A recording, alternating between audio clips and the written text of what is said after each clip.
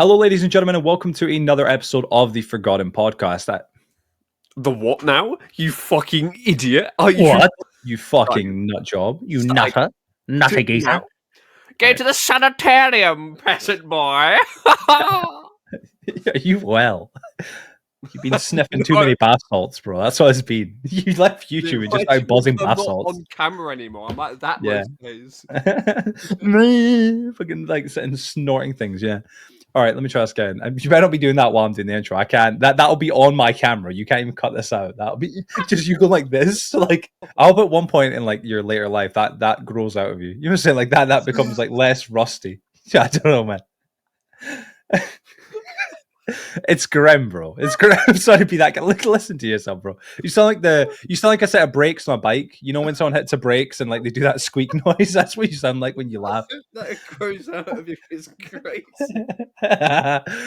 Hello, ladies and gentlemen, and welcome to another episode of the Forgotten Podcast. I'm your host, Catman Joe, and today I'm joined here once again by none other than the cynic himself, Mr. Mass Cynic. Hello. I don't know. We're keeping this in. I think we keep this in purely because I want to, and it's funny. You kept that. You did like a whole 10 seconds. Let's continue. For our 57th episode of the show, I'm very happy to say that we are joined by not only a longtime friend who has also been wanting to jump on our show and be interviewed by us for many, many, many years, but also an incredible content creator. He's best known online for his YouTube content where he's found the majority of his success from Minecraft duplication glitch tutorials and streaming Minecraft, which has helped him accumulate almost 9,000 subscribers and over 2.1 million combined channel views. However, he's also found a lot of success on TikTok where he's known for a completely different type of content, that being Brainrot. Brainrot is a relatively new term that describes content that shows the perceived deterioration of a person's mental or intellectual state, often attributed to the overconsumption of trivial or unchallenging online content. It's definitely unique and some would of course say cringe type of content, but this content has helped our guest gain over 1,000 followers and almost 1 million combined views on his TikTok account. So today we'll be discussing his YouTube and TikTok content along with many other aspects of his online and personal life. Please give a very warm welcome to Steezy, or as he's best known online, FeeDStunz. There we go. You act. What the hell? Where did you get that? Hey guys. We've just been chatting behind the scenes for a minute. Joe's been pointing guns at us both, turning on his camera because he's wanting to record us secretly. It's been rather intimidating and also as well rather concerning. I'm not going to lie. But Feds, I'm saying Feds. I got to say Feeds because I watched the Nomads podcast and I know that I say it wrong. I've been saying it wrong for many years. It's not Feds. It's not FED. It's Feeds. So I got to say it right this stream or this podcast in general. I'm going to try and do my very best. So I'm going to try my genuine very best. But how are you doing today, man? It's great to finally have you on the podcast. It's been a long time, you could say, hasn't it? Yeah, it's been great. It's been great. You know, it is great to have you, especially Catman Joe, to pronounce my name correctly. Okay. Since I made my channel back in 2021, you've always called me Feds, and I never understood why. And then, you know, conveniently somehow, you always miss my messages where I say it's actually pronounced Feeds. I feel like it somewhat comes off like I'm doing it intentionally, but like I think it's just because my stupid dyslexic ass. Like I misread words like angel and angle. I can't. Two E's in that name. No, there is, but it's not even like I don't see the two E's. I do, but my brain always just said, "Oh, it's FeeDStunz or FedStunz." I just said it right there that time, but yeah, it's FedStunz. And then everybody else is going, "It's not Fed, it's FeeDStunz." And I'm going, "No, it's Fed, right? Like FED." And like, "No, it's Feeds." And then I was watching. I said the Nomads podcast, interview with you, of course.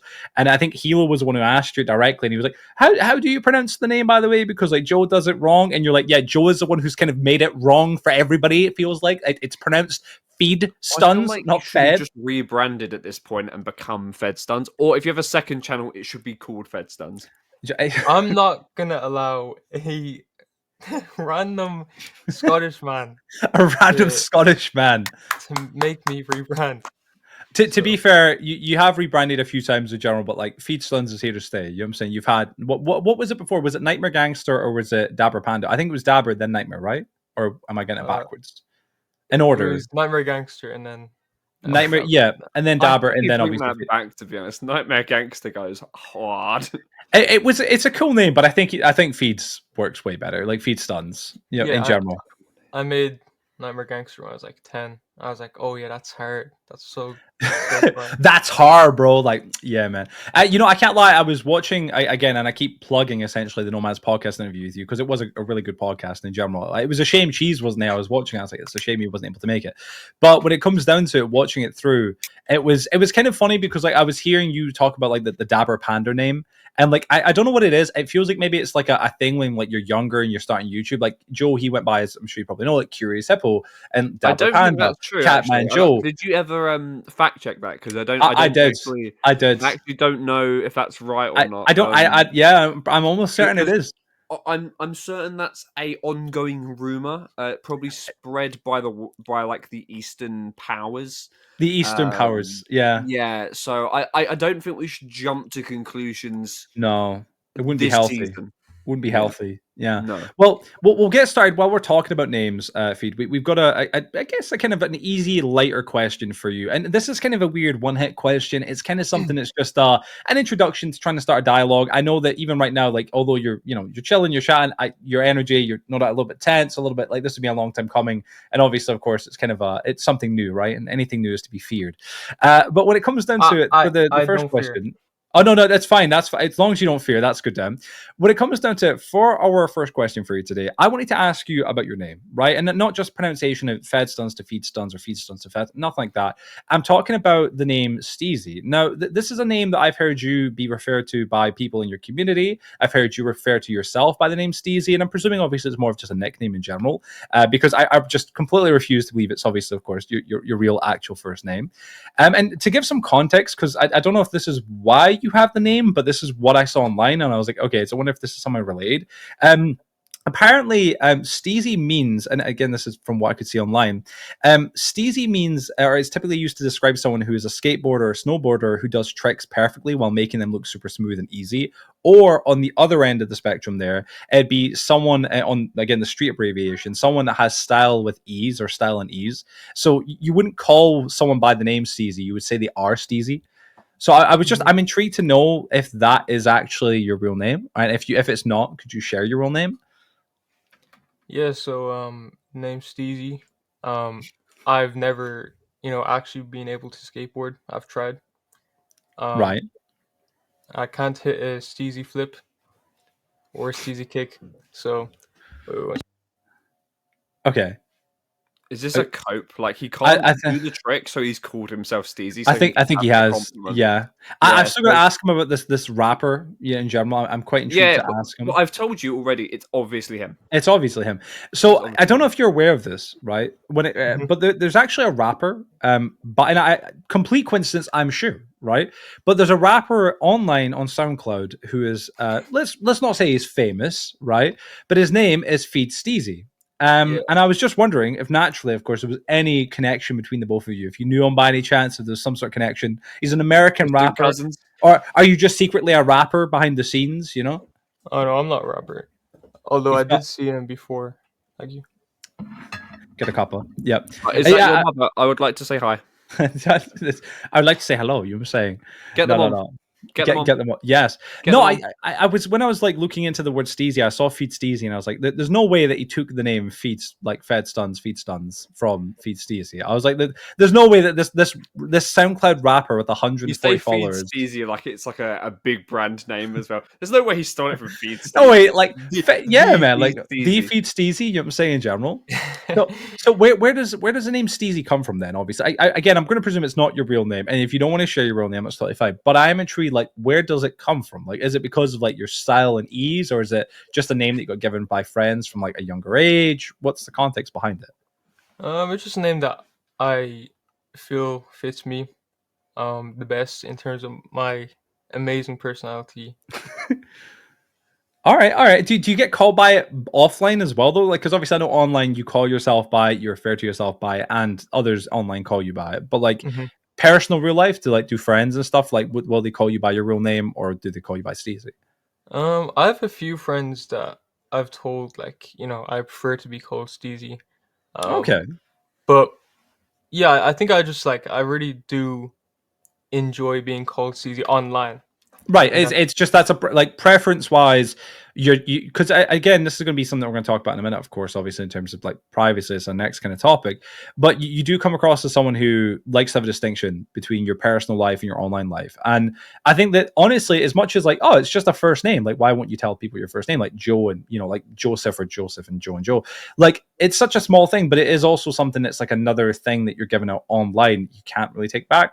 So I do understand the whole like giving yourself even a first name or a name that sounds cool. And I think Steezy is a cool name in general. Like hearing you refer to yourself by the name, it does sound kind of cool. It sounds like a nickname that people give you like when you're like a kid or like when you're like a young teen, like, oh yeah, like it's Steezy. You know what I mean? Like it's just a cool like nickname that you get like essentially on the street, right? But yeah, I was just kind of intrigued if that was if there was like any sort of like history behind it, but it was just something that you gave yourself. yeah, just again, just my amazing personality and my style. Fair enough. Fair enough. I love the confidence in that. I assume you're done with that conversation, Joe, before you Yeah, you're good, bro. too You're good. quickly. Cool. And also, once again, if I sound like shit, I will be remixing this in the edit, Joe. Look, it's me flagging it so I can see it in the timeline. Very cool. Looking over your channel, you come across as someone who values their privacy, which is something more creators should value, as our privacy is the only barrier between our real lives and the online ones.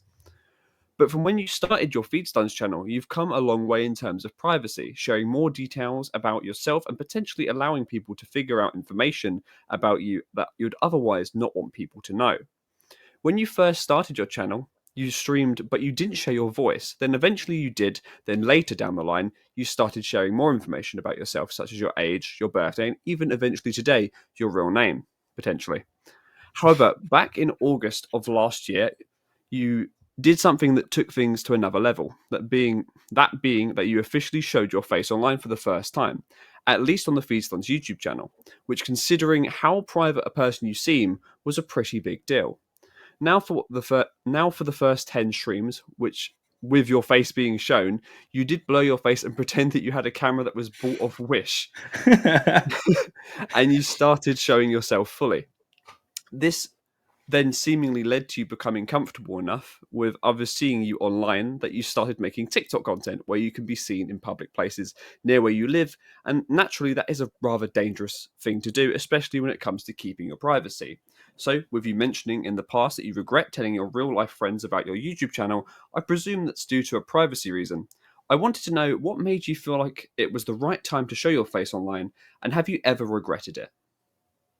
Very long one for you. Apologies. That's a lot That's to right. take in. I wrote that. So I felt the right time was when my channel was really, I guess, popping off, when I was still streaming on PlayStation. I was getting around like 400 views, 500 views per stream at one point during August and July. And I thought, let's make it 1,000 views per stream and let me show my face. So I bought the PlayStation camera, which I was on my monitor, but I knocked it down right before the podcast. I still have it. It's right there. It was never a Wish webcam. It was a PS5 webcam, and It's about the same. yeah, the only reason I did the pixelation thing was because my parents were like really against the idea of me showing my face because of the privacy reasons. And I was like, okay, let's make a deal. I get the webcam, but I do a pixelation filter, and they're like, they took like a few days to think about it, and then they're like, okay, fine. So I did that. My excuse They've was, clearly of course, changed their mind on that now, though. Obviously, they came in earlier, and you've got your camera, or do they still think you've got a pixelation? Oh no, I hope not. That'd be So yeah, if we skip ahead to like when I got my PC, I got an actual webcam, and I was still doing the pixelation thing. They're like, oh, okay, because obviously, of course, this is their room, and they'd yeah, come yeah. in sometimes during stream, and they'd see like OBS open, and they'd see my face, and yeah, so they would see the pixelation for webcam, but then sometime during January, I turned off the pixelation thing, and they didn't know. And my Oh, father came in one day, and like I was like, and this is the first time I turned off the pixelation thing. He came in, right, started doing stuff in the room, and he looked at it. I remember like just being like so scared of like him dude. like noticing. I didn't even notice, like Yeah. he didn't care. So I was like, oh, Oh, okay, this is easy. But Actually, recently, I think it was last weekend, they came in and they're like, you're never supposed to turn off the pixelation thing. I was like, yeah, I know, but I've had it on for There's no point over going a back year. now. Like, yeah, Yeah. like it's kind of like it'd be redundant. I remember you mentioning in one of your member podcast episodes that, and it was kind of sneaky, right? Like it was kind of sneaky, and I hope you don't mind me saying this because obviously it was a podcast episode. It's kind of like it's for members, but I hope you don't mind me bringing it up. You did something kind of sneaky when it came down to getting a face cam. So, and correct me if I'm wrong here. You said this in the member podcast. You had ordered it without asking your parents, and you were just like, "I'm going to order it," and when it arrives, just be like, oh, is it okay? Like I have it. It was like it's if it's not like it's a waste, like whatever. But like Yeah. it kind of makes sense where the whole pixelation thing came in. I initially, when you were doing the pixelation stuff, I personally was like, I wonder if it's like just if it is a privacy thing or if it was even just like a nervous thing, a gimmick. But it was also like I knew it was the PlayStation settings because like PS4 had the same ones for the PlayStation 4 camera. You could like it was a filter you could add onto pixelate, and I remember seeing it and going like, oh, that's what he's doing, and I was like, I wonder why he's doing it. And a part of me thought, well, he's playing some prank or whatever, but like it went on for a few streams. And I was like, well, I wonder if it is privacy related because you do seem like quite a private person, someone who really does value the, in general, the privacy. So it all makes sense in that regard, of course, there. But yeah, I mean, fair enough. I mean, so have you ever regretted it though since you got the face cam? Have you ever regretted showing your face, or are you like, are you happy you did it in the I guess hindsight? No, I don't regret anything. you took like a hot minute, like, no, it's fine. I don't. I don't regret regret at all. anything I do. But That's one a good thing way I to live. do look back at and cringe at is, of course, the first webcam with like the heavy PS5 pixelation thing. I find that extremely cringe looking back. I'm like, oh my god, bro, you can't even make out what you're looking at. You can't, man. Everything is just so like blurred. You know what I mean? Yeah. It's pixeled, of course. It was rough. I remember seeing that and being like, why is he doing this? Like, it would be better to stream without it. It'd be better, like in terms of quality. You know what I mean? But like, I was like, why is he doing this? It like adds. You've added something for it to then add nothing. Like, yeah. You kind of like you'd rather have like a full clear screen with no webcam than a webcam that's like pixelated or blurry, because then it's like, wait, you're just what? Like gameplay. Yeah, it's kind of a bit of an odd kind of dynamic. But I mean, again, each to their own, of course. And eventually, as long as it led you to where you are now, where you can actually, have face cam on and stuff like that, that's actually really cool. I do remember thinking, this is gonna get me lots of views, even if it is like really pixelated, because who else on PlayStation was doing that? I was the only This person. is why on I said PlayStation. gimmick. Yeah. It's a unique gimmick, and it, like as much as someone could be like, oh, but it's a bit weird. It's like, well, yeah, but it's a unique gimmick that nobody else is doing, so hopefully it'll do well. And I mean, I think it also built up a little bit more like of a curiosity towards like when will he actually show his full face, like without the pixelated thing, because like obviously doing a face reveal was like that's a big thing, right? Like, again, huge. Because I remember that the real reason you were getting up to doing it was it not because that you were just about to reach 2,000 subscribers and it was like New Year channel anniversary. It was like all the stars had aligned. It was like you said, a good time for you with YouTube. Everything was going well, and you're like, all right, it's the time to show my face. But you did, and then it was pixelated. So it's like, okay, now people are still on the edge of their seat wanting to see what you look like without the pixelation filler. So I guess it suspended that kind of that kind of feeling for a lot of people where they were like, all right, we're going to keep watching to finally see when he eventually shows his face. And I did actually get like a lot of not hate, but like flack from my real life friends saying like, we know it's not a Wish webcam. Just show your face. Yeah.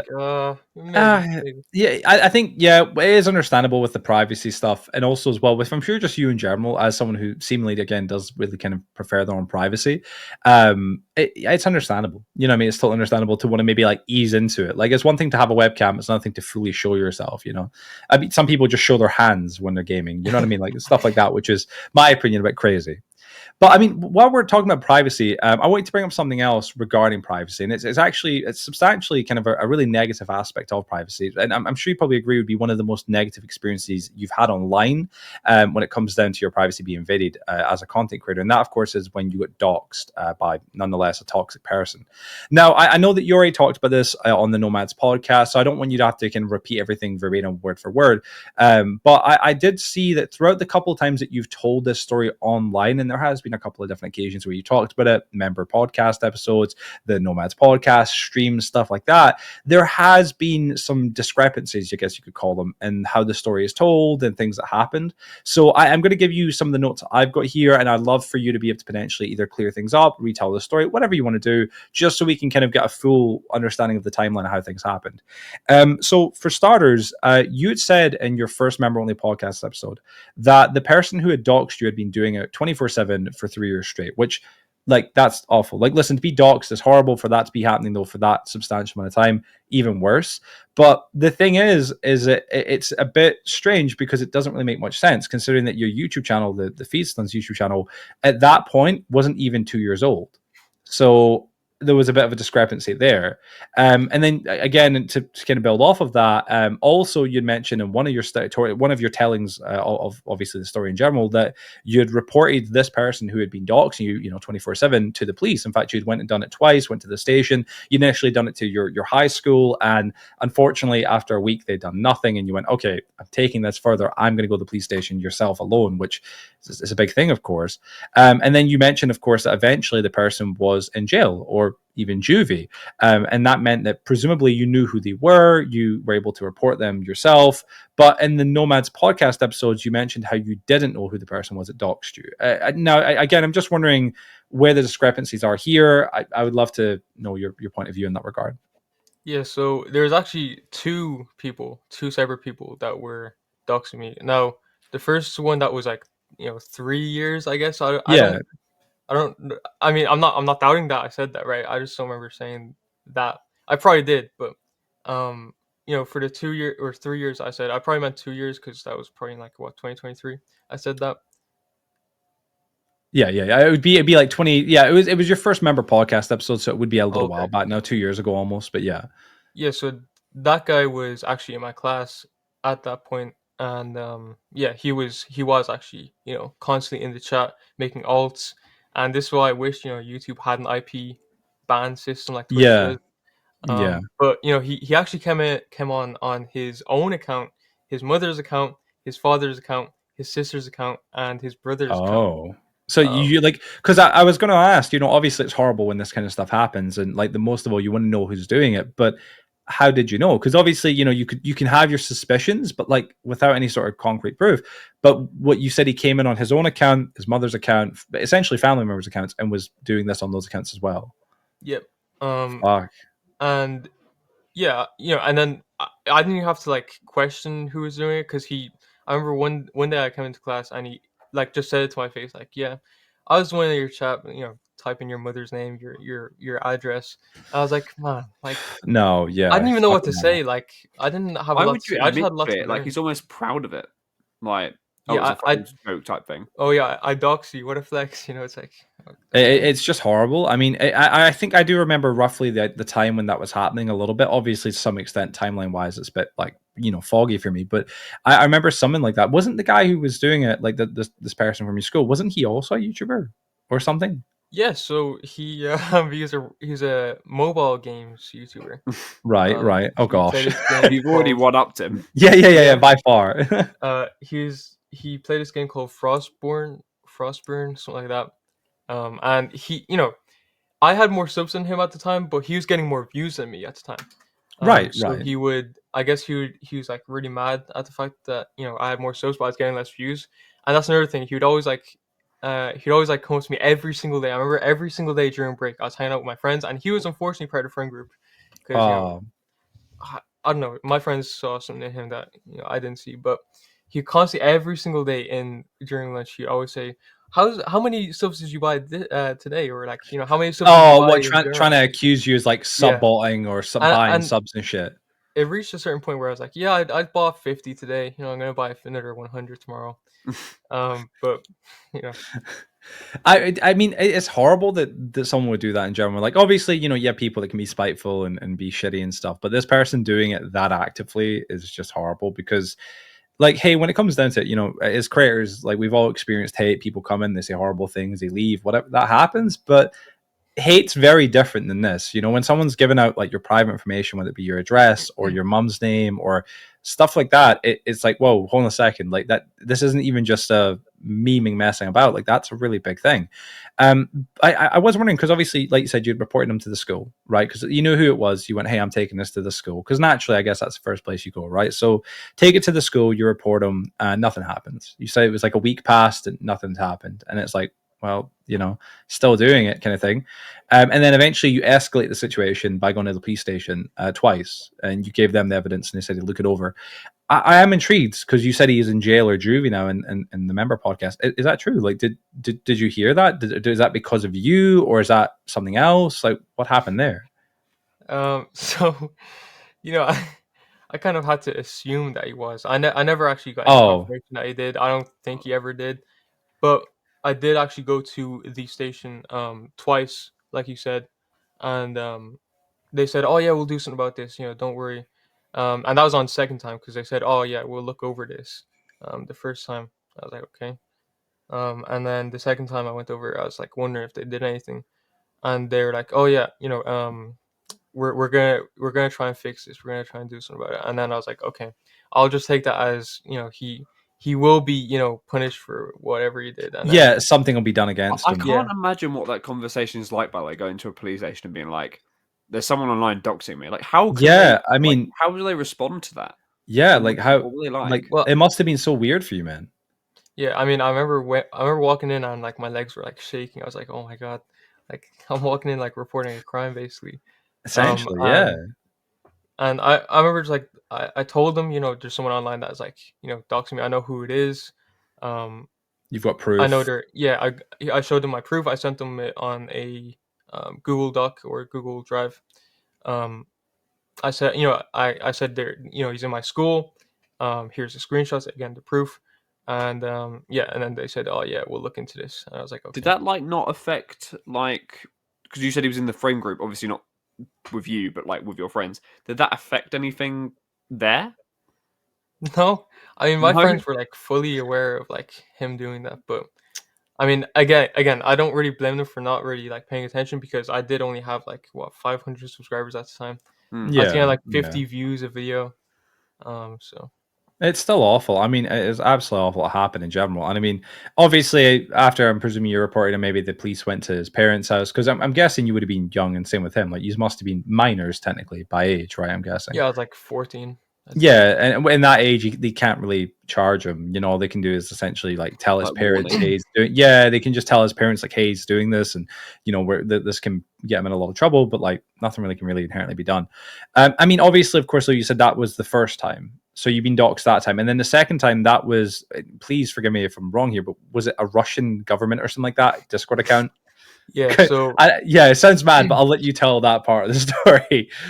So there's, I remember I just wrapped up doing a stream, right? I was streaming on like, I don't even know what I was streaming. I was streaming Minecraft, of course. And then like a couple minutes later, I'm on my phone and I get a notification from Discord. And the guy's name, I've never seen him before. His name was Russian government, okay? He had Putin and like, it was a picture of Putin and Russian flag behind it. So I just remember, like, I vividly remember the whole gang.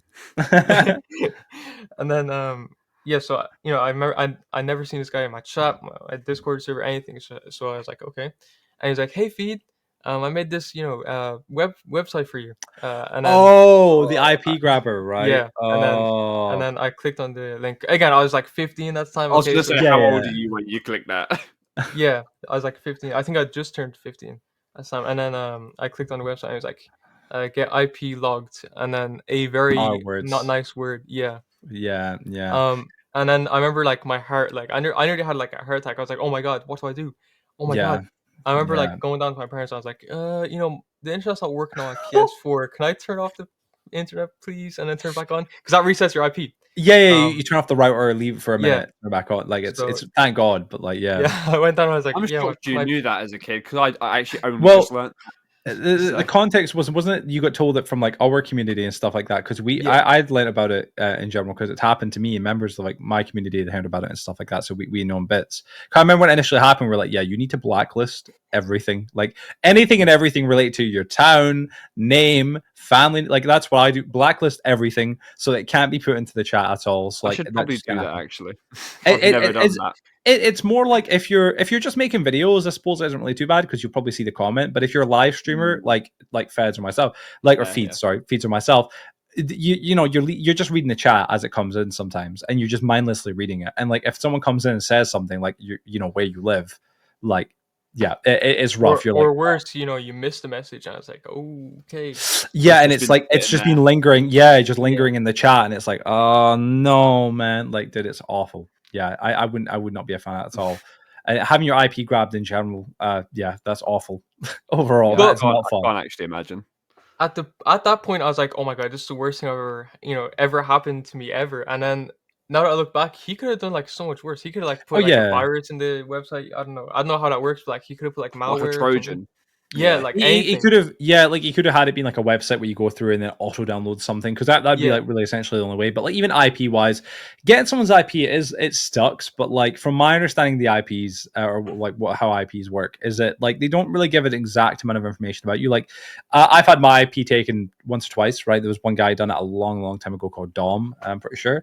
And yeah, he done it to me, and he could beat you offline and stuff like that. But he didn't know where I lived. He had like a rough. It gives like your general area code, if that makes sense. Like it would like say, I don't know, like, you know, for example, like Joe, you're whatever, like specific towns you live in and stuff, right? But like you know, say England and like a rough kind of town, or Ireland and a rough town. It wouldn't be like Ireland at these coordinates in this house here. County as opposed to town. It's county. Because I remember mine's being like a weird one. It showed that I was like, I at this point I stayed in like not the middle of nowhere, but like in kind of countryside, and then it showed that I was like staying in the city, and it was like, no, but like, it's a weird thing. Like mine does that. Like, you know, when you scroll too far down on Google and it says your location at the bottom, you're like, the hell? Is that like, dude? Why are you showing me this? It was like, it's like that. And every time I see that, it's like it's mentioning a town that I'm near, but I don't live in. So yeah, same. Mine tells me like a county I'm not even in.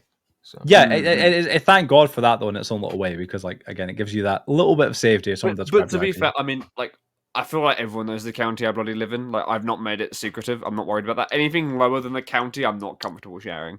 Yeah. So fair enough. Yeah. Come down to Kent. Shit up. But there's I might bleep that. It's funny though. Well, hold on. Random one. I probably should know this. I've always assumed Feds was American. No, Ireland. I did. Yeah, that's fun. It's because you wear the jacket, I think. I think it's always thrown me because it's American style jacket. But the accent, like, can you not hear? Yeah, like, I know. Yeah, but people from different places can live in different places. No, I know, but like, I have a lot of family. I know you think everyone needs to stay where they belong, Joe, but still. No, but like, I get that, like, there can be like a lot of Irish Americans and stuff like that as well. Yeah, but like Americans that have Irish descent and stuff for sure. Like I mean, Feeds, like your accent isn't too broad. Like it isn't like you know what I mean, like right there, but like it's there. I knew there was a hint of Irish. I'm not saying that. I just thought there was like complete. So we've got the entire UK here. That's lovely. Yes, I'm saying. How does it feel to be second and third? No. What do you mean? Excuse me. It's the entire UK. No. Are you Republic of Ireland? Or duh? What? Come on, dude. Yeah, man. He's not one of us. Your company. Oh, no.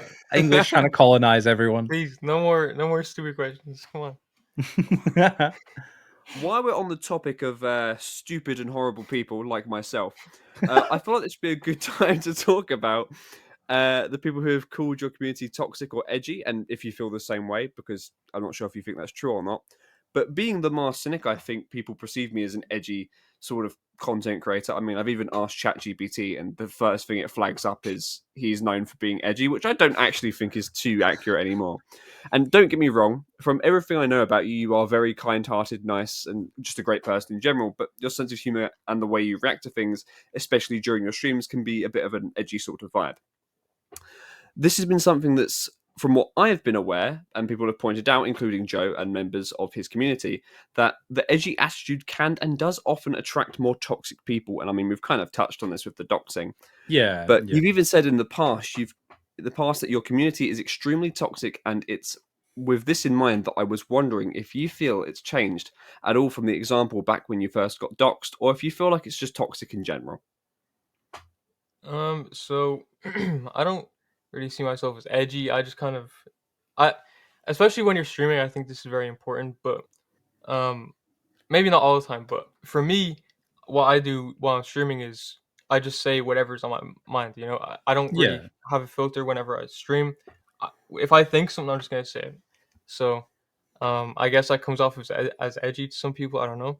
I just say Mm. what I feel. I, But Yeah, go ahead. sorry. I was going to say sorry. I don't want to cut into your question.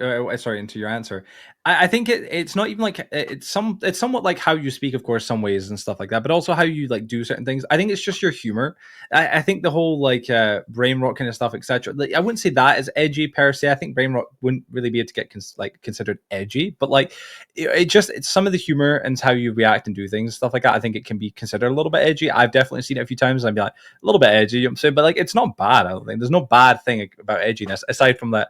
I believe it can occasionally pull I in some think people that are edginess more is negative. completely up to interpretation now. To be honest, I mean, like Yeah, I've said, that's the truth it, as well. it could be. I think when people accuse me of it, I genuinely think more often than not it's because of branding. Because of cynicalness, yeah, like you know, Yeah, you're a cynic. It's, oh, but he's edgy. I know I say the odd thing, but I think it's very up to interpretation, which I think is Yeah, probably what the whole brain rot thing. Because I mean, you bring in every sort of audience when you're doing something as vague as brain rot, because it's a big trend essentially. yeah, I suppose I can imagine. But I mean, so do you consider your community to still be toxic? I know that in the past, like what Joe said there, you know, you even said like it is extremely toxic. But I also know that this question was essentially asked the same question on the Nomads podcast as well, or excuse me, brought up even, and you were like, I don't really see it as toxic anymore. Do you are you still in that kind of mindset? You're like, I don't really feel like it's toxic anymore. You kind of weeded those people out, hopefully, and stuff. No, I don't think it's toxic anymore, in my opinion. I mean, when I think it was the day before I even got my mic.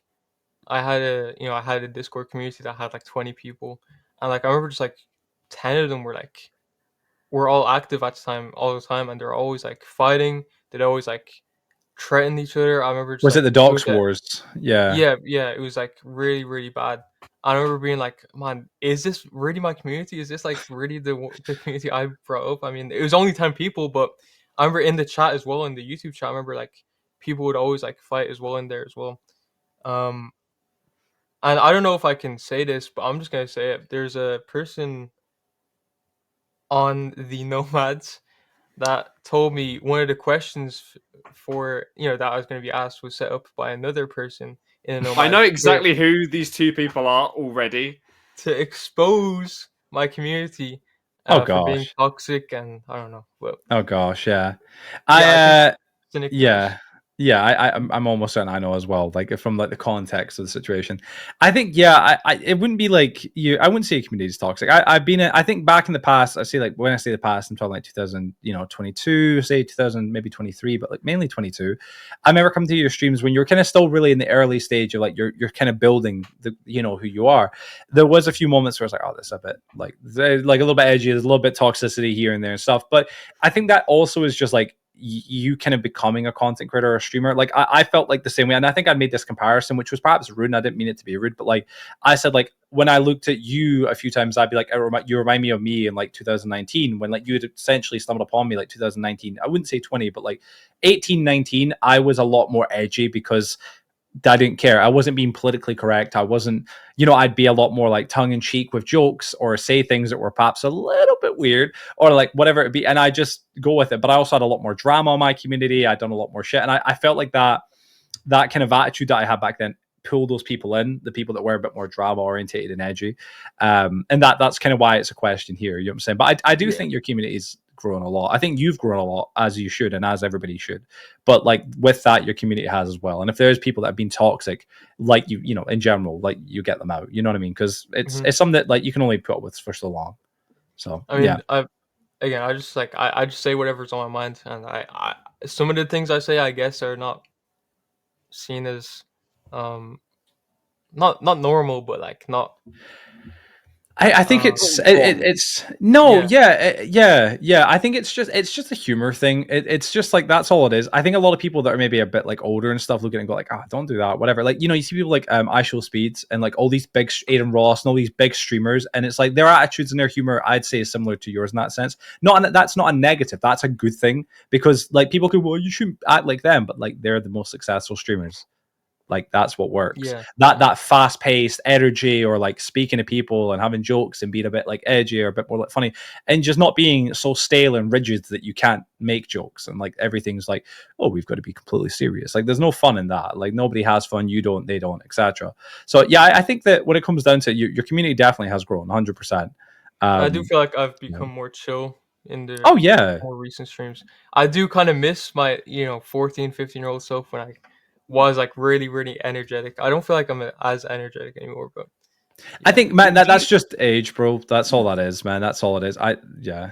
Do you feel a need to like rebrand or something because it feels like it's not accurate to how you are, or is it just like you think it can evolve with you?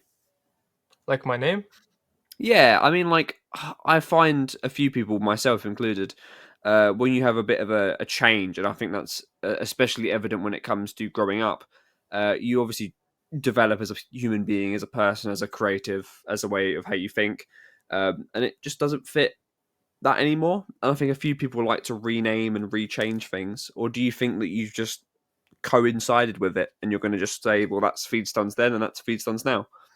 Yeah, I think I'm just gonna separate the two at this Yeah, point. I mean, I think I that's the do best hope thing. to, during the summer, I guess go back to like the energetic kind of self. But for now, I'm just gonna stay, chill. Honestly, I think when it comes to rebranding, like with respect to Joe's question, like totally fine, totally valid. Joe did rebrand. Joe, I mean, you went from I'm planning your on doing it typical. again. They got yeah, like and I Wait, totally wait. understand. I don't mean to interrupt, but No, you're fine, bro. is your name gonna be Saliva Hunter? Is that gonna be your No, real name? no, no. Oh, That's my cousin. Mine's gonna be yes. saliva on him. Whoa, So whoa, bro. Whoa, so sus, man. and You I guys was can I just was be thinking good buds. about doing like fit style videos, maybe with a hint of schlatt. Oh Um, gosh. I don't know. I Oh. thought it would be a cool idea, but I don't know. I can't say anything just yet. I don't want to copy anyone. So When it comes down to rebranding, I'm not the biggest fan of like the whole like people. Like people like there's plenty of cowards. creators. No disrespect, but there's plenty of creators who like once a month they change their name and their icon and I their couldn't this and do it that. like that. And like no, Tanner. like yeah, Tanner, you said like literally, and like it's Zebras. each to their own. Well, Travis, he bounced a bit, yeah, No, and like Grand. He peaked at Grand Theft British. oh gosh, don't even that yeah no not yeah. I forgot about that. It was one of his alt channels, wasn't it? Holy gosh, Yeah. I'm throwing shade at Travis. I shouldn't be. I'm not trying to We throw do any it shade. every episode. We do. And It's there's an become like episode the dedicated to it. yeah, literally. Let me throw some shade Do real it. quick. You guys got Zebrus on twice before me. I think that's a crime. Hey, No, I no, hey. wouldn't do that because I mean I don't know if I'm even allowed to say this anymore, but it is true. We've also had two pedophiles on, so And a hot dog. And a hot dog. and a hot dog. So technically, Dude, you that is should be doing it. you can't drop a one liner like that. Well, like now we've had like two pedophiles on and a Yeah, hot I dog. mean we were Oh, outing it. bro, We had like bro, this you've podcast has had such a fluctuation in what it is because we've outed two pedophiles. We've interviewed yeah. people. We got someone on purely because she was a woman because we needed more female creators. Fuck Zebrus. And that's, Jesus. and that's the Jesus. podcast. No, when it fucking hell, that's grim. You know, there's a thing. I know Joe knows this. At Feds, you were in the stream that day, and it was brought up, of course. There's a thing being said now that of the TFP curse. Have you heard this, Joe? No, what is that? Why have we Right. got a thing? There's a TFP curse being told, and that is that anybody who comes on the show, their channel dies. Have you looked? We were talking about it on stream the other day. If you look for the back catalog of our channel, gone, pedophile, gone.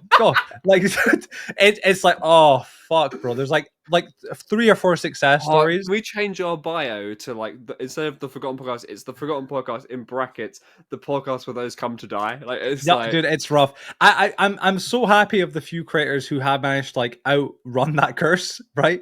And it's kind of mad. People in our community wise, like there's Rolly who's doing really well for himself, which is great at the minute. There's Rolly. There's obviously, of course, Feds who's on now. Doctor Wasabi, Doctor Wasabi. If y'all laughing at Rolly, you're saying that. No. As soon as you said Rolly, Cynic started laughing, bro.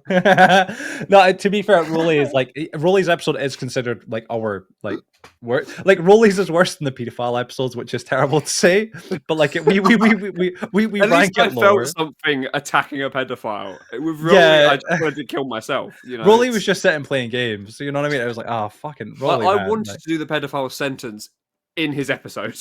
oh, dude. But no, so like when it comes down to it, like I'm glad of like the few people that came on the show that have like continued to keep working away. It's mad though because it's always people that you least expect. I know we're rambling on this, and apologies. We're back to the questions in a sec. But like of all the people we've had on, the people that are still doing content actively, you've got Lockdot, you've got Rolly, right? You've got obviously Feds here, of course, Dr. Wasabi, and I mean, like that's really it. Like, bro, like everybody, like Wamba still is doing YouTube. I like how Lockdot is still doing it, and his like pinnacle of that episode was him dropping the camera, and his dream was to be a landlord. Yeah, that was peak. That was peak. I can't lie. Like, God love him. God love him. I'm gonna retire. Maybe it's a good thing we're closing this fucking Just- thing. This casket is close. We'll move on back to the questions here so we can get back on topic rather than ranting about like Wait. Go ahead. You know the guy that dressed up as a hot dog, right? What's his name again? Rocky TV, Rocky. yeah. Like how you upload. don't even no, I couldn't have even told you that. I can't remember. That's so bad, bro. Like, yeah, no. Rocky still does He YouTube. still He uploads, comes but like and goes. he uploads like the most random, like real life Yeah, videos. he went on like a weird side fucking quest on Yeah, YouTube. it's Like, I part love of him. the Rocky's great. There is like a lot of sadness in Rocky's story. Like, his best friend passed away not long ago. Like, this was like hella sad. Don't you fucking dare. Like, I was gonna but, like, say, then it gets really bad. Then he came on the podcast. Yeah, of course, yeah, but like Rocky's like he is an amazing individual, but yeah, he just uploads random stuff, and it's the same with a lot of people that have came on. It's mad, like even like some of the bigger people like Super Shiftery and stuff, and Ted Teddy on our original channel, they've quit, they've just like up and stopped, and Well, it's like technically, Ted Teddy's actually doing got a the new best channel out of and- all of them. But yeah, well, like, Wamba excluding Wamba. she's got a 100K plaque and stuff. So that's yeah, cool. yeah. She So still does basically, what I'm saying is the TFPC, the Forgotten Podcast Curse, doesn't have a 100% mortality rate. No, it's like 80. Like I'd say like I'd say maybe. 98%. But yeah, you know what we should do? You know, at the end of the season, we should actually go through all of them and Oh my put it for a God. chart and see what the living percentages. Yeah, of people who've come on. Of all the episodes we guessed, we We did could the do a math. pie chart and then do like the one in red is like they've quit, blue they've like basically fell off, two, and then green, I don't know, pedophile. You know, Bro, Jesus Christ. I'm going to move on to the next question. Apologies. For almost 2 years now, you've been semi-regularly releasing your member-only podcast episodes, which are essentially videos where you get to just sit down and talk about how things are going for not only you and your, online life, of course, but also your, obviously personal life.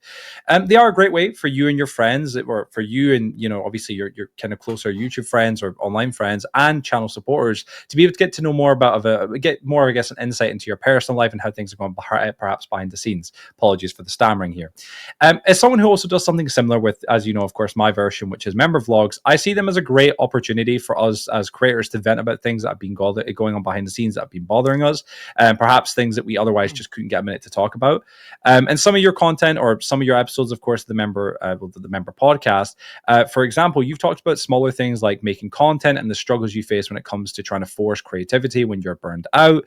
Then in other episodes, you talked about much heavier, more complex topics like your mental health, with you being diagnosed with depression depression since the age of 10, and even you seemingly indicating that you'd potentially want to kill yourself in a few years' time because you didn't see yourself being here, which very dark moment.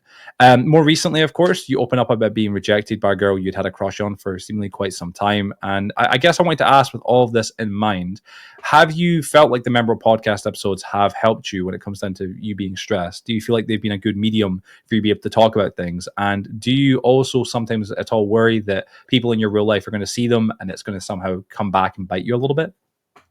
Yeah, so I have a lot to talk about when it comes to that. I do use people in my real life. Like, I pull people in on real life conversations I'm having, and I use them as therapists. I try to get their perspective on things. I try to get their views on what I'm going through. And even people that I've just seen my TikToks, I pull them into the conversation. Sometimes I'm like, they come out and they're like, oh well, I never expected to have a actual real deep conversation with FeeDStunz before. I've had like, because of course, a lot of my followers on TikTok are based in my school. Um, should I have said that? I don't know, but I do get recognized No, no, a no. lot Yeah, in yeah, yeah. school. Yeah. A lot of people like I think it's like at least once or twice a day now. Every time Wow. I go to school, people like you're like skibbity. That's what they say. Skibbity. It's like, gosh. And I look back and they're like, yo, it's a guy from TikTok. I even out in public. I remember I walked out of the barbers one time, and he was like, "Oh, the guy from TikTok. I seen your skibbity videos." I was like, "Oh, okay, thank you." But anyway, That's quite cool. I'll go back to the question. Yeah, so I think making those videos do really help. I think, especially if you are the type of person to bottle up everything, and like bottle up your issues. I think making those podcasts can help you vent and use the world as your therapist for free. Yeah. Um, what was the other question? It was, do you ever obviously worry about people in your real life seeing them? Because obviously I know that even in the more recent episode, or the semi more recent episode, of course, you're talking about how, obviously your friends, it's seen the video, the latest member podcast episode where you talked about being rejected and how, that had been and stuff, which obviously it's a very kind of open thing to talk about. And they'd obviously spoken to you about it in general. Yeah, so I do have like I think 7 of my members are real life friends. Wow. Right. Like I'm not gonna name them, but like one No, of no, my no. best Yeah. friends of all time for like 12 years now, Ryan. He like he saw the episode and he was like, he came up to me in school and he's like, the girl that rejected you, she also saw the video. I was like, well, she's not a member. And he was like, oh, well, one of her friends is a member. And he showed her. I was like, oh, okay, I Oh, see how it is. yeah. Um, but I was actually very respectful in that episode No, I to her. watched it. You were completely. Um, and again, I don't really have anything against her, but it But was she chose wrongly, is what you're saying. yeah, she's missing out. She's missing out. I mean, I was going to say, obviously, like I do think it is something that like there's certain aspects of that I'd imagine be awkward. Like, as you know, I do my member vlogs, and I've been doing them for many, many, many years now. My dad became a member at one point on the channel. This is when I left, and I was bad mouthing him every other episode, and I was like so anxious about him watching him and hear me essentially like lay into him for 2 hours straight. And then also like other people, like friends and stuff like that, I've talked about them and stuff. And like yourself, Feds, I know you heard me, no doubt Joe as well. I've talked about people in the community if I've been like thinking about them or things been going on related to them or whatever it's been. I've mentioned them in the episodes. And a I part of me will get does feel like contacted by people when they're like, "Oh, you were mentioned in the new members yeah. vlog." I was like, "Oh It's shit, like, what about oh that?" shit, like yeah, and like because sometimes I'll go in there and I'm pissed off or I've got whatever on my shoulders and I'm like I'm just gonna ramble and rant. But my kind of point with like obviously with you Feds was like obviously because you were I'm saying Feds again feeds. I know that in general like you have got real life friends that are in school and stuff like that, especially with you that will be there watching them. And I can imagine there's certain points where like that's a little bit weird. Like a part of you is like, oh, like kind of they're getting to know a lot more than perhaps you'd want them to know. But I can imagine it's also nice as well because if they're good friends, they can come and speak to you about it and be like, hey, like I'm sorry to hear this is what's happening. Do you want to talk or whatever? It's a nice thing. I mean, one of my best friends, again, Ryan, his girlfriend was like pretty much my therapist for like a year at one point. She would like Was constantly check in on like how I was doing. was this? Is it Liv? Yeah, Liv. Yeah, How do you know? the best. Don't ever ask Joe anything, by the way. Because everyone that I'm only here, right? Because I know I don't add much to this entire show. I'm just here to make everyone seem like normal human beings. Because Joe's like, I'm gonna get this guy on, and he would have been like, "Oh, well, I've done some research," and then pull up like the place they grew up, where they were 49 seconds ago, and it's like, yeah, I know where you've been like these past 8 days, like just because of this man. Yeah, So, it's don't question it's it. bananas. It's bananas. I do a bit of snooping. I do a bit of snooping. He knows my blood type. I don't know my blood type. I know Z Bruce's address. I can. I also know Super. Yeah, He better not watch this episode. No, I mean that was a funny one in itself. We nearly turned up at his house. We did. That was actually true. Like that's serious. Yeah, we'll speak about that another time, I'm sure. Before we get arrested. Jesus. But Segue. yeah, you know, No, that's not. Segue. Yeah, so Liv was like my therapist for a while. And I think that was only a trade-off because I hoped, Ryan and Olivia get together because a funny story, quick story. No, feel free. Ryan was in my Spanish class and she was in my Spanish class, right? And this was like back when they weren't together, but they both had a crush on each other. So Oh, I'd constantly like ask like Ryan how he felt about her, and he'd be like, "Oh, don't tell her," and he'd tell me like what he likes about her, and then I'd do the same for her, and then she'd be like, "Oh, don't tell them," but like I think, and I'd constantly go like to each other. you're in between. Yeah. I'd DM them like Cupid. on Instagram. What? Yeah, exactly. Like I DM'd them on Instagram what they said about each other, and then I was like, man, like Liv, just ask him out, man. He's like he really likes you. I remember walking out of school one time and I was like, do you actually like her? Like yes or no? And he's like, yeah, I'd love to, go out with her one time. I was like, yes, I can tell her that. I can tell her that. And then This story, alongside the rejection part, is just the what is it? The saying, "Coaches don't play." yeah, coaches. That is, you are just two above everyone else. That's in a different league, bro. There's just no one good enough for the FeeDStunz. I think so. And Mm. even if you play, I thought a big, I thought a big sign, somebody liked you was because if they played, Minecraft PS3 for you or with you for 7 hours without stopping, that was a big Dude, sign. But that is pretty sweet. Like, yeah, you would Yeah. think. You would I think that's think a sheer sign. 7 hours straight, still. 6 Yeah. hours 59 minutes. It's platonic.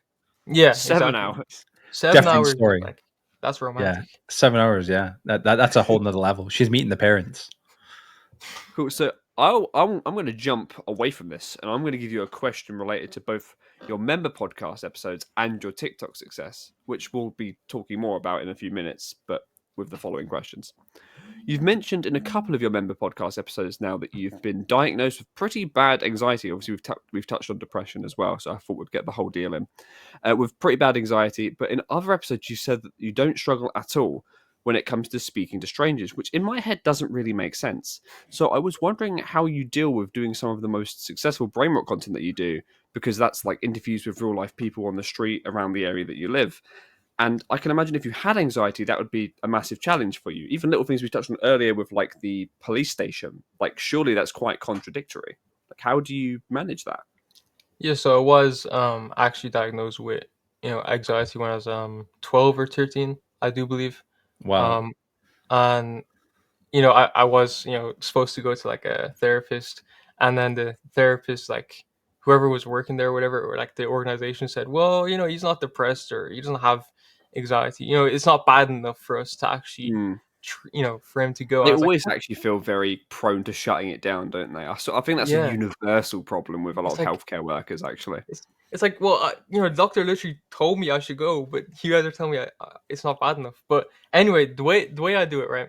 Wait, can I go full screen on this? Oh, I can. Yes, no you way. can. Did you not know this Oh entire my God. time? Oh my God, yeah.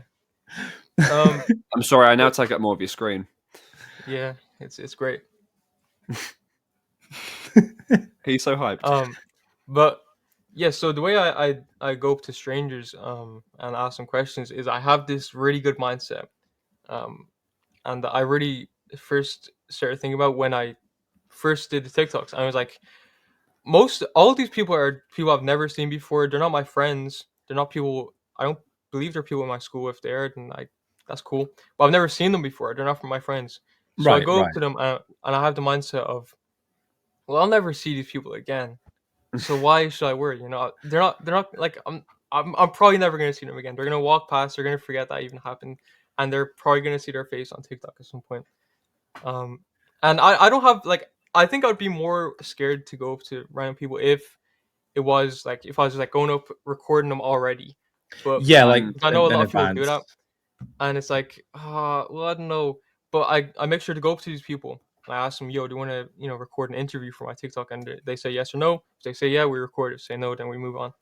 Do people And I often just say like no in comparison? Is it very yeah, I mean, unbalanced? I've always had this dream of maybe it's cruel, but I've always had this dream of going up to an old man and asking him the skibidi Brainrot question, see Oh what he like responds with. no. But every old person that we went up to was like, they never wanted to be in it. I was like, oh, okay.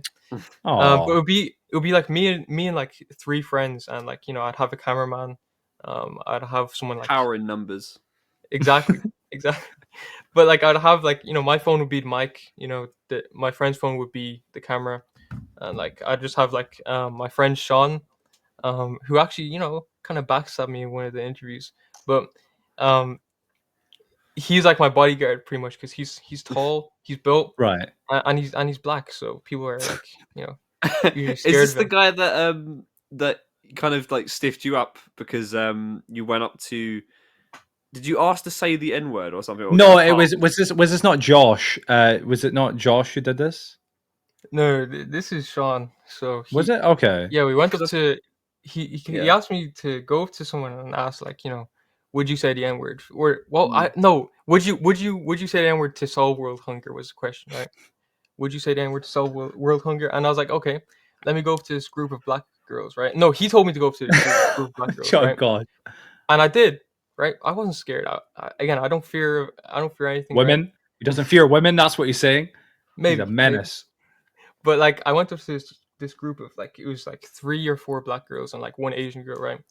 And I asked a question, and Sean was recording. You can even see it in the video. You can hear it in the video. I asked a question. He was recording, and he told me to go up to him, and he was like, "Why would you ask that question?" I was like, "What?" Like, and again, Sean is black himself, so I was like, "What?" Like, you told me to ask them, but um, they weren't comfortable with answering the question, but Yeah, yeah. the Asian girl was, and then I posted that, and she was really like high, so that was also another thing. And then when I walked off, she was like, I was like, what the hell? Oh. But yeah, it wasn't cool. Oh no, I fair can't enough. Fair imagine it's enough. all with Irish accents as well. Yeah, all Irish accents doing it. I've just it is a weird thing because obviously with you saying that you had anxiety and stuff, I was like, I mean, like I don't have anxiety, right? Like when it comes into public embarrassment, I don't like it, but like I don't have anxiety. Like I'll do most things and not care. But the same extent, like there's a limit in my brain. Like I don't know if I would be able to go up to people and just be like, oh, let me just go interview them and ask them questions. I like the mindset though of like, well, you're not going to see these people again. They probably don't even know who you are, but like you know what I mean. Like it's not really going to come back and bite you. But Yeah. I'd still have a small level of anxiety of like, oh fuck, this is. I think that's normal. I mean, there's something I want to record at the moment that requires me to speak to a lot of the public. No, I'm not even joking. But like in my brain, it's like I need to take someone with me. Someone has to come with me. Like, Yeah, you can't do this alone. That's no. yeah. I guess it's handy if you've got friends like you said, like 2 or 3 friends with you, and they're like, yeah, I mean, they're just there as like I guess emotional support in case Yeah. it goes sideways and it just ends up being too cringe or something. I mean, I remember I was in a playground and they had like this back part and it was like covered by leaves all around, so like nobody could see if anything happened to you, right?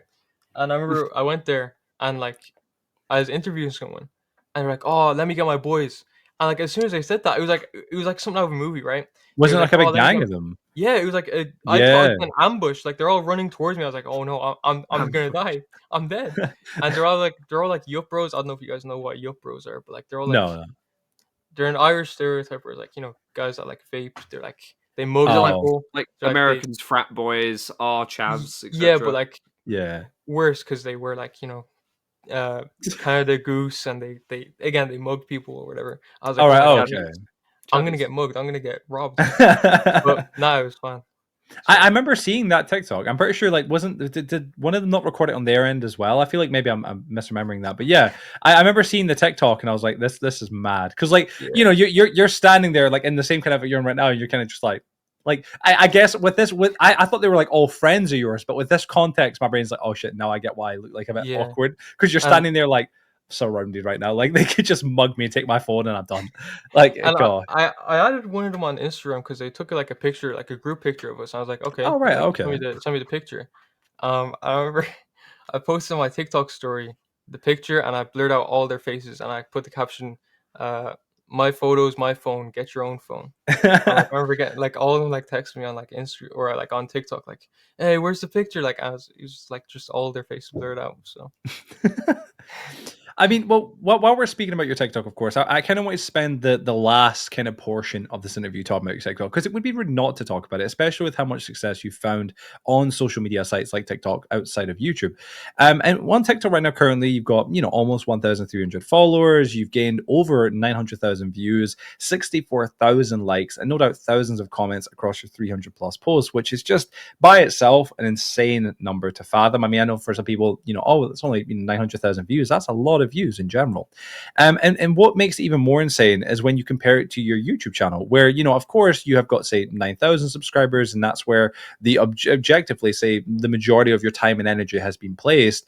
But when it comes into views, you've only got about double the amount of views as you have on TikTok. You've got 2.1 million on YouTube, you got 900,000 on TikTok. For the amount of work, it feels like it's a bit unfair to some extent, if that sounds at all right. So I was wondering, with how seemingly easy it looks to produce the TikTok content that you've been doing and the success you've received in return, have you ever thought about focusing on TikTok entirely as opposed to trying to balance them both? Or do you want to do what's kind of the ideas there in general? well, the way I did it before, when I wasn't really, making 100 days videos, which take months to edit, Oh gosh, um, I was, I was like, I had a lot of free time because literally all I'd do during my summer holidays I'd stream and then hmm relax, stream, relax. So I was like, okay, I have a lot of spare time on my hands, and a lot of my friends want to go outside, so I'll record like an interview. And that's where I got the idea because I think I probably said this on the Nomads podcast, but my first TikTok, like real life TikTok, was because I reacted to like this random Instagram reel, and I thought it was pretty funny when I did that, but nobody else did, so I was like, okay, I'll delete it. I'll delete that one. But I want to do this again, so I did it again, and like it did really really well on TikTok. So I was like, whoa, this could be something. Then I did like Would You Rather, like, and I dipped into the like skibbity, Brainrot stuff, Yeah, the brainrot type of content in and general. that did really well. Because beforehand, I was posting stream clips, and they would do like so bad. They're like at like 3 likes, 100 views. I was like, oh, okay. Yeah, well, wasn't it originally? It was like gameplay content, like you know that when you've been streaming or playing, and this was before Facecam. Then you got Facecam, and it was like a little bit more like quality because obviously you could see your reaction to things. It was good, but it still just wasn't performing as well as the brainrot stuff. And then you started Mhm. doing that stuff, and that's just like whew, just taking off right Yeah. away. I mean, as an additional question, it's kind of a sideliner one, right? But like, are you monetized on TikTok? Because from what I could see, you weren't, but like I wasn't too sure. Yeah, I'm monetizing there. All right, okay. I can earn money from live streams, and like people can become members kind of on TikTok. That's kind of So cool, yeah. Because my brain, I was kind of wondering. Obviously, with the question in general, it was more of a matter of like, well, you could do so much more work on TikTok and potentially get a lot further than where you currently are getting on YouTube in terms of just like speed. Not like that you won't get far on YouTube, but I guess when it comes down to it, not even in terms of just having fun, when it comes down to it financially, I'd imagine that YouTube is way more financially yeah, viable than TikTok. You're going to I get way more than that. I've Isn't like earned, TikTok money conversion rate really, really bad?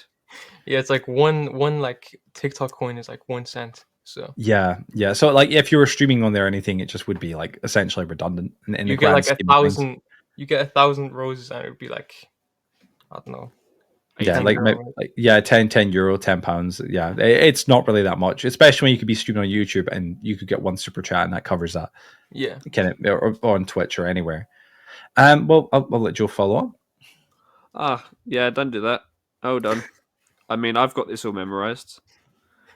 Following on from Joe's question, I had another related to your TikTok and its success that I wondered I could pick your brain for. As Joe mentioned, you've made over 300 posts on TikTok and have found a tremendous amount of success from doing so. But roughly a third of your posts are to be specific, 117 have not been related to Brainrot content, whilst the other 200-ish have. Brainrot content has undoubtedly been the most successful type of content on your TikTok, but I was wondering if you could share why you think that is, and why exactly what exactly Brainrot is in your opinion. All me. So All me. I didn't know that I posted 200 Brainrot videos. That's actually very interesting. Well, also bear in mind as well, specifically 117 of them aren't.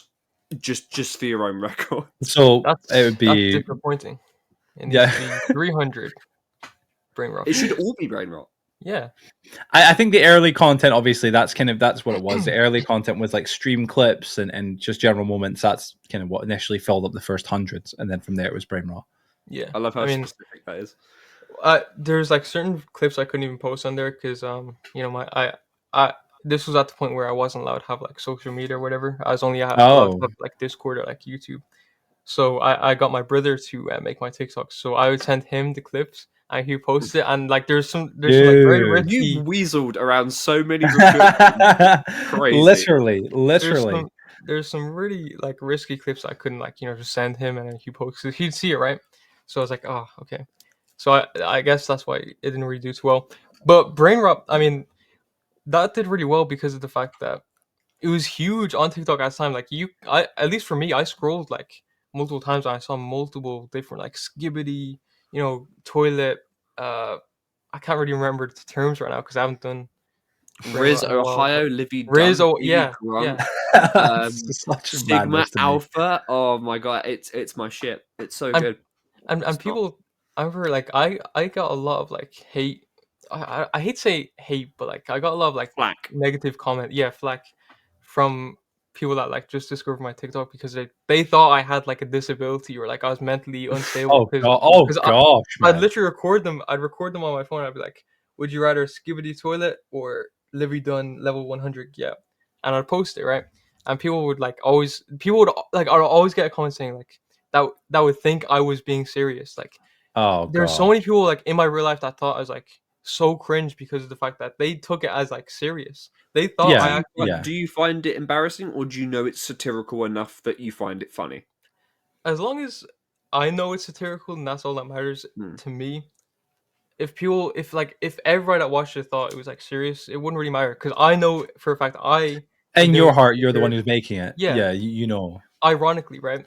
But like there's some people that like actually like despise me because of the fact that like in my real life because they actually thought I was being serious. I was like it's more embarrassing for you to think that it was me being serious. Like I don't get how you could view it as me being like serious in general. Yeah, when I first started seeing you do it, I mean, I was kind of critical of it because I was like, dude, is this not like, do you not find it a bit cringy? Like, do you not get a little bit embarrassed? And you're like, not really. Like, I'm not bothered.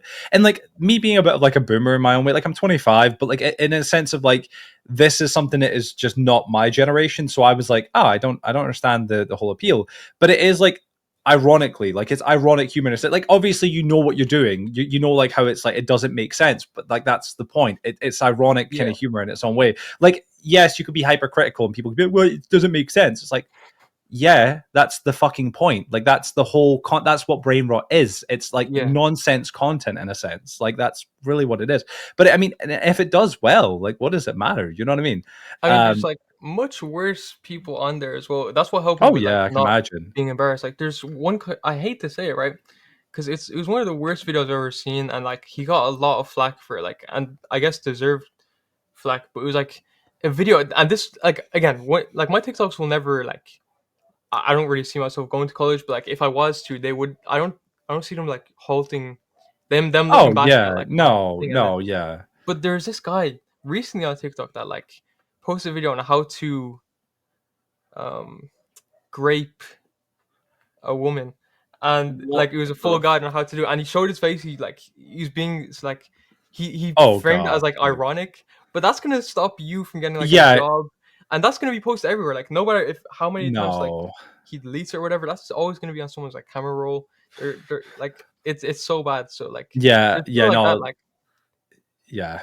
sorry, that is like night and day. Like compared to like any sort of like random sentences or like memes or challenges, whatever it may be, or even street interviews, that is like And night of and course, day. that's on the way like extreme scale. But like Yeah. he was trying to be like ironic, which there's nothing ironic about that. You That's can't label yeah. absolutely everything as satirical. Yeah, That's you it. can't. Yeah. I think that's something that some people do try and do. They try and like label things like horrible, like offensive stuff, whether it be like racism or whatever. Oh, it's just satirical. It's just it's what you can't do that for everything. Like there's a point where you could tell them, and you're like, that's not really satirical. That's just your genuine opinion, or that's just like you saying Or some just horrible you're shit. being stupid. Yeah. Yeah, like essentially that's it. So yeah. No. Well, fair enough then, man. Fair enough then, dude. I guess with that in mind, yeah, and obviously, of course, like you said, it's like a spectrum. I suppose you're gonna have people that aren't as cringy, and then be people that are like super cringy or do stuff that's like next level, like too far. Yeah, I mean, the comparison I was trying to make was stuff that will like halt me getting a job or going to college versus like other people that post stuff that goes viral and like it halts them going into college or like getting a job. Yeah. No. Yeah. Twitter is not going to stop that from. No. Yeah. If you're making this type of content, nothing of what Also, you made is going I to come think back and when bite you. college and what jobs look into you, they search your legal name. Oh yeah, Is yeah. usually what they do. They won't like photo reference you and stuff. Yeah, But they're gonna be like FeeDStunz. We've never mentioned it, but we know it's FeeDStunz. Unless you're wearing like merch, your own merch to the place or Yeah. something. They're which like, they wouldn't even notice because it would no, be no, like, no. how could Like you it's tell just a that that's not name. someone else? Yeah. Yeah. Like otherwise, you're like, all right, whatever. You know what I'm saying? Like I'm a bit sus. Yeah. No, fair enough, man. Fair enough, dude. Well, that takes us finally to our last question for you, Feed. I want to ask you, what do you think the future looks like for the FeeDStunz YouTube channel? And in almost now 4 short years, you've gone from being just another Minecraft PlayStation 4 player silently streaming by themselves to a full-fledged content creator with not only professional equipment, of course, and years of experience now, excuse me, but also millions of views across your multiple social media accounts and an audience of viewers and friends who want to see you become bigger and do even better. Sorry, English. Well, However, I'm the greatest. well, that of course that's hands down. You know what I'm saying, of course, but like they want to keep seeing you become even greater than the greatest. You know what I'm saying. Mhm. However, you've mentioned before that your parents want you to get an education and that they don't really fully understand YouTube that well. So likely they won't see you doing it as a career as viable. And with you currently still being in school and having to revise and study, I wanted to ask, can we expect to see you continue your journey on YouTube after you finish school? And if so, what are your plans for the future of your channel and overall online career? I mean, the curse might get you. So Don't say that, dude. No, don't jinx it. It's a big question, I know, but like it's an important one. I feel like that it's kind of good to think about sometimes. I've always said I don't see myself doing YouTube in like 5 years from now. it's the curse. It's the curse. It's a curse. But I don't see myself doing YouTube or like social media from 5 years from now if I'm still making the same amount of money as I am right now. Yeah. I'm making a couple hundred per month, but It's not enough to live. You couldn't live yeah. in your own place. You couldn't live without support. Donald Trump's tariffs. It's not enough to like live. So I would like to get to a point where like I'm making a good amount, maybe even a huge amount. But after this summer, I don't think I'll have much time to do YouTube because that's like my last year in school, and it's like the big Right. exam to make you graduate. And Well, wasn't it the like this year in school? If you don't mind me saying, I like from your member podcast, you kind of spoke about it. Didn't you take like a year where it's? I don't really fully understand it myself, like from how your schooling system works in Ireland. But was it like a year where you don't really have as many tests and stuff? It's not as much work, so like it's a little bit more relaxed. Yeah, it was like right after third year, you have fourth year, and then it's like a year where you don't have any exams, you don't like have any homework. It's like no actual like work. It's like a year kind of off. It's I don't really understand it, to be honest. I don't know why they do it. Yeah. But like you have like random days off. It's like a rest year almost. So Right. I took Okay. that year to focus on YouTube, and honestly, I wish I could go back and like change how I did things because I had all that spare time. What would you change, just out of curiosity? I would definitely make more videos and not duplication glitch videos. I'd make more 100 days videos what or like I'm edited saying. videos. Um, Screw the duplication tutorial. duplication glitch videos are just slop. I mean, come on, Joe knows, but they Yeah. don't take any effort. They're not fun to record or edit, and they're just a quick cash grab. So I don't like They that. are good in that regard. You know, like they're good for bringing in a quick influx of people and, you know, views and stuff, which is great. But I do feel like as a creator, you don't really grow much from doing them. That's why, like, I've done them, and I know you've done them as well. But like, it's a matter of like, it's just they are kind of a lazier, quicker type of content you can make. And I mean, each to their own. I think that, like, for example, you could do the method of like, whenever a new Minecraft update comes out, like, you know, like a new version, which is like now going to be 4 times a year. Every 4 times a year, you could cover the same update or the same glitch. But like, it's still working in this up, you know, that's fine, I feel like. But like, don't go down the route of like Trey or Cairo. Like, with love to him, you know, we want to try and get him on the show. We're just really trying to get rid of all of our. No, that's what it is. You know what I'm saying, essentially. But I mean, like, he, you know, he covers the same glitch over and over and over, and it's like you don't want to get to that point. I've got to be honest, 100%. Like I've said to you before, I think when it comes down to it, man, like the content that you do when it's creative, with like the 100 days videos, or like the, you know, for example, I remember the documentary done on what's his name? My goodness, freaking, you know what I'm talking about. Obviously, right back. I'm trying to remember his name. Lakey Inspired. Thank you. Yeah, at Lakey Inspired. Content like that is so much more creative, but also as well so much more valuable, and it makes you grow because, like you said, you spend months editing this video and you put so much time and work into it and planning and stuff. It's such a great idea, man. It's such a great project to do and stuff like that. Making more content like that is a better kind of option. You know, yeah, make the occasional quick kind of form video like duplication glitches or stuff that's easier to churn out now and again, but definitely like you want to try and make the more passion project oriented stuff when you can as well. And I remember, like, you don't have like creative freedom when you edit a duplication glitch video. You have to get straight to the point. You have to like cut out the bad bits. And then, like, I remember when I was editing the 100 days video, I remember posting on like my Instagram story, like, whoa, I love having creative freedom. Like, you can do whatever you want in a 100 days video. You can edit any way you want, right?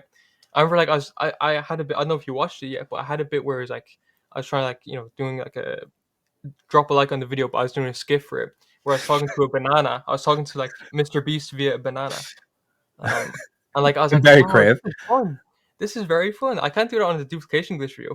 People would click off. Yeah, that's the thing. You kind of have to get right to the point with tutorials and duplication glitches or whatever they may be, which is kind of the bummer about doing them. Like, yes, they bring a lot of views guaranteed, or they can bring at least some good amount of views guaranteed. Like, you're guaranteed maybe 1,000 or a couple of hundred. I think whatever. every creative has had this decision making moment, especially within our group of communities as well. Yeah, it's rough.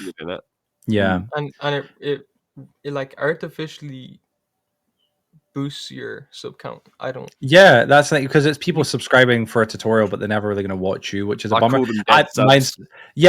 channel is a perfect example of this. You know, I've got 70K and it's great, but like the majority of them aren't there for me. They're there for the content I produced for like tutorials or whatever it may be. And it puts me in a weird limbo mode where I'm like, oh shit, like it's hard to build people that are there just for you. I had that period as well. Yeah, like you build like a different audience within itself, right? Like I did Apex tutorials. I did Minecraft stuff, but I did Apex glitches as well because it was just something I was more knowledgeable on. That brought in loads of people. I think one time 600 people overnight, and that literally I don't think I see any of them anymore. But then I started making my own stuff, and I have people going like, "Where is Marcinic?" The new stuff, that's so much more valuable. But it also sucks because like I've still got so and so subs that basically don't just don't watch. Yeah, and as that number gets bigger, it's kind of a more shitty thing as well. And it does affect your channel in some ways as well for the algorithm, especially because like when you post a new video, notifications go out, and YouTube somewhat ranks your video by how many people click that notification. So say you make a video and you got 70,000 subs and only 1,000 click it. Like that's a very low percent, or even 100 or 10. Like that's like, oh fuck, like dude, like YouTube's just like, it's trash. Get that video in the bucket. You know, like it's terrible. So yeah, it is rough, man. It is rough. I think that the mindset of you saying like you probably won't be doing YouTube in a few years' time, it's kind of like, it's sad to hear out loud, but like you've also got to be mature and realistic and kind of grow a little bit. Because obviously, I know you're with your parents the minute you stay there, and thank God for that. Obviously, they seem lovely in the sense that you've got the space to be able to do this as a fun side project. But there will come a time where you need to earn your own income that you can use to, you know, work and so you can like have a house or rent a place or even just pay little bills or whatever. And you can't really get that from YouTube unless you're at the higher levels. which is a bit of a bummer. Like I couldn't do YouTube. I've been doing it now for 7 years. I love it. 8 years now. I love it, but I can do it without the support of my friends and family. Like there's points where like some months are great, but then as you know as well, Feds, and as Joe knows as well, you just go up, and some months are great, and then others are just like, what the hell happened? Like driest seasons yeah, ever. it's mad, and it's such a weird thing because it messes with your brain and stuff. You're like, what the hell? Like, what have I changed? What have I done? You think you've done something wrong. Like I'm remember telling you, like there's so many random things. in July, I'm just gonna say it right. I made 650 in July. I was like, whoa, Wow. 650. Yeah, That was yeah. just from duplication glitch videos. I was like, whoa, this is insane. And then August came around and I made like 90, because obviously the threshold is 70. So it's like, yeah. So you still whoa, get paid, but like yeah, it's just a drop off because all those It's views. crazy how it fluctuates.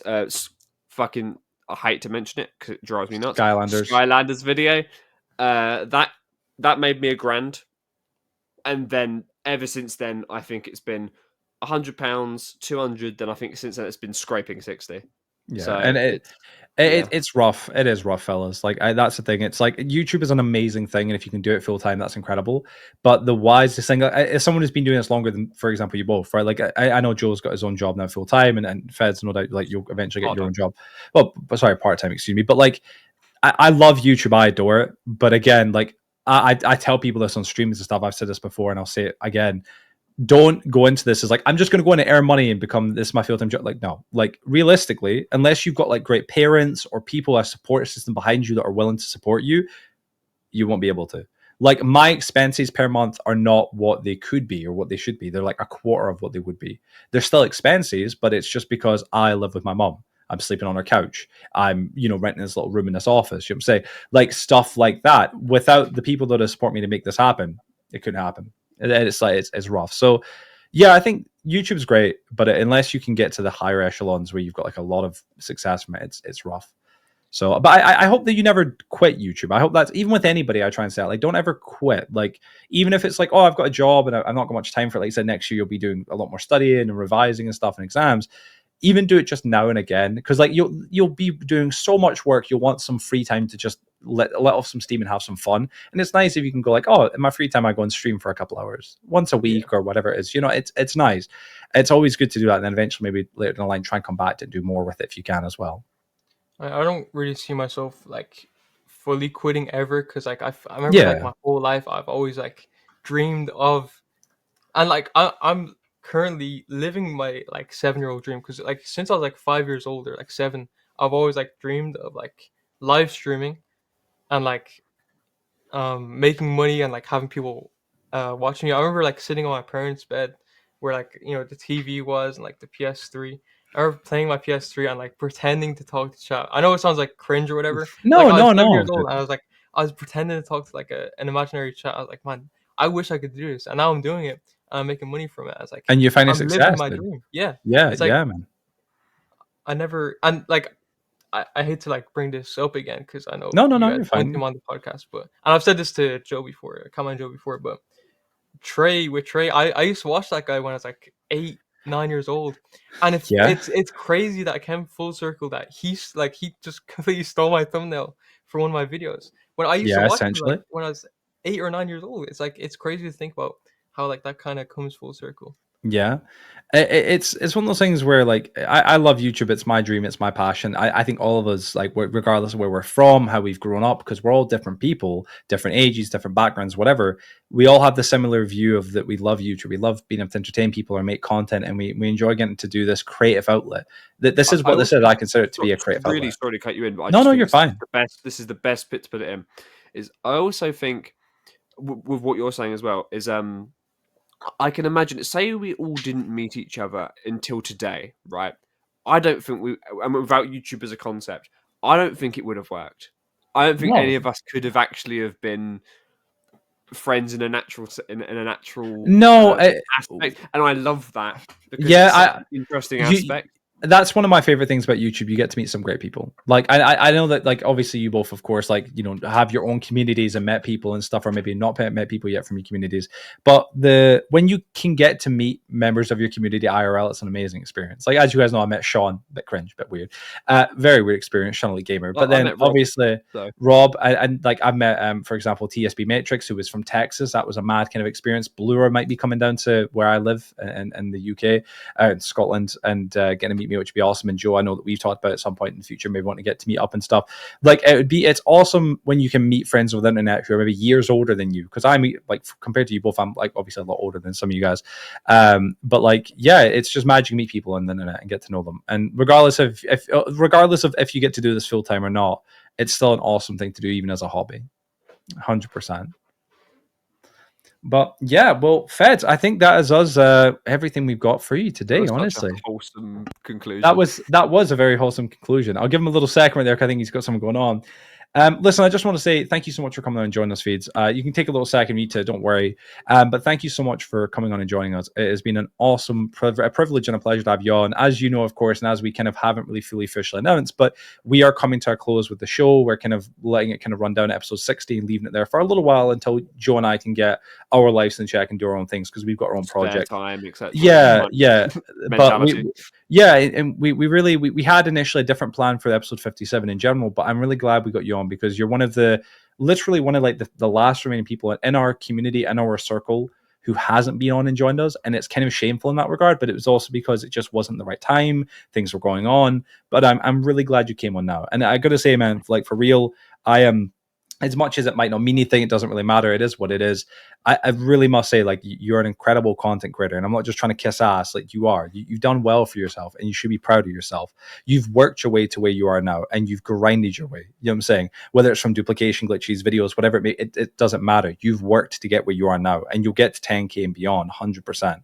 And again, you should be very proud of that, man. It's an awesome thing to have seen you start off and get to where you're at now, and have your entire own community. You do your own thing. You've got your own kind of just little ecosystem. I love that. You know what I'm saying? I think that's awesome, honestly. It's awesome when we see members of our community kind of go off and do their own things. And it's just an amazing to see, whether it be yourself, Joe, Rolly, any of the other people that we've had in the show in the past.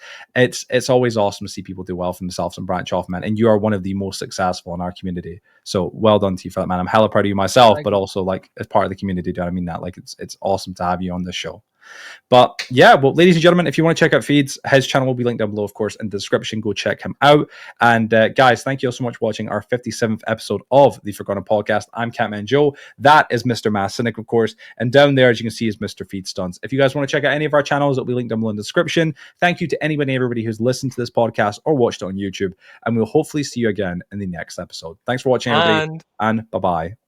And these two Joes are going to go downstairs. They're going to go eat their dinner. And they're going to brag. They're going to be like, oh, I interviewed Feed. Yes, yes. Nobody else could do it. I did it. I'm going to, as soon as we end this recording, I'm going to go on that couch and strip. Like, it's going to be graphic. It's going to be great. I've got photos. He did it. Yeah, I did. Yeah, exactly. It's going to be great. Editor Joe, look at it. It's beautiful. It's stunning. It's widespread. Don't say that. But yeah, thank you, everybody, for watching. And Feed, thank you once again for coming on and joining us, man. It was awesome to have you on, bro. Absolutely.